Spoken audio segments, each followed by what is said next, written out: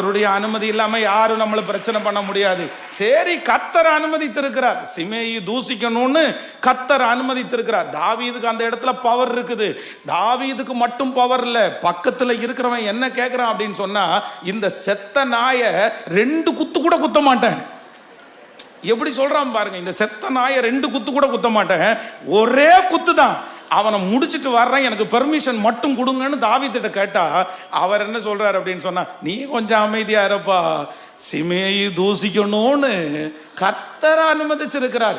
சில இடத்துல நமக்கு சுத்தி இருக்கிறவங்க பிரச்சனை பண்றது, நம்மளை தூசிக்கிறது, நான் நல்லா நினைச்சுக்கங்க, தேவன் அனுமதித்திருக்கிறார்.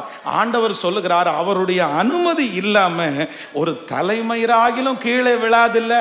அப்புறம் எப்படி அவங்கள கர்த்தர் பார்த்துட்டு சும்மா இருப்பாரு? அது நம்மளை ஏதோ ஒரு விதத்துல ஆண்டவர் உருவாக்குறாரு. பொறுமை. இந்த சவுல்